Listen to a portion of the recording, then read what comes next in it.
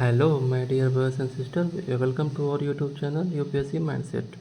तो आज हम क्वेश्चन नंबर 7 सॉल्व करेंगे यूपीएससी 2011 से। सूक्ष्म जैविक ईंधन कोशिकाएं माइक्रोबियल फ्यूल सेल ऊर्जा का निर्धारित सस्टेनेबल स्रोत समझी जाती है, क्यों? ये जीवित अगेन ये question guys science and technology के है और साइंस एंड टेक्नोलॉजी के सब टॉपिक बायोटेक्नोलॉजी से क्वेश्चन है। तो सूक्ष्म जैविक ईंधन ये बायोटेक्नोलॉजी का टॉपिक है। ये जीवित जीवों अब ऑब्वियस सी बात है कि सूक्ष्म जैविक लिखाई है तो जीवित जीवों का ही यूज किया होगा के उत्प्रयोग के रूप में प्रयुक्त कर कुछ सबस्ट्रेटों से विद्युत उत्पादन कर सकती है। अब गाइस देखो, सही वाले में मैंने आपसे बोला था कि सही वाले में आपको ये चीज़ लिखना है, रूप में लिखना है, सकता लिखना है, कुछ लिखना है। तो ये तीन अच्छे जो वर्ड है ना वो इस स्टेटमेंट में है। आप इसको चाह के भी गलत नहीं कर सकते हो।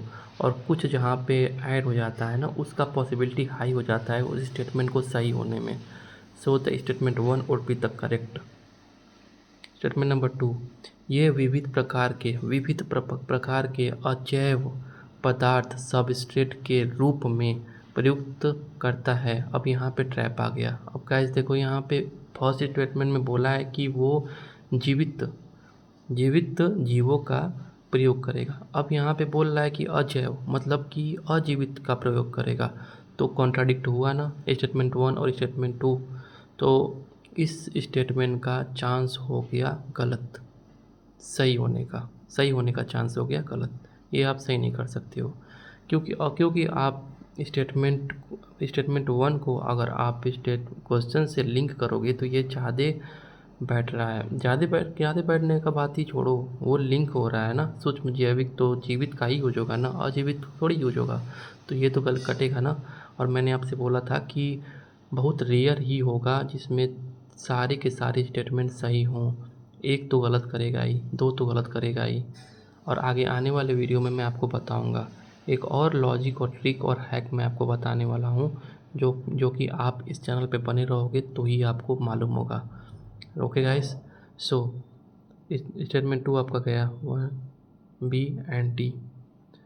ये जल का शोधन और विद्युत उत्पादन करने के लिए अपशिष्ट जल शोधन संयंत्रों में स्थापित की जा सकती है।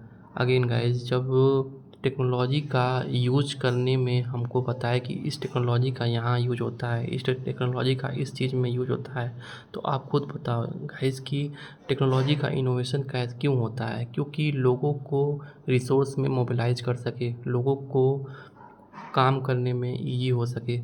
तो वो चीज़ ऑब्वियस सी बात है ना गाइस कि टेक्नोलॉजी का यूज हो रहा है, टेक्नोलॉजी इनोवेशन हो रही है तो लोगों को हेल्प मिलेगा ही उसमें। तो इसको तो सही होना तो लाजमी है। So statement 3 is also be correct. So answer would be C. Thank you so much guys, thank you so much. Please stay tune on this channel. Thank you so much.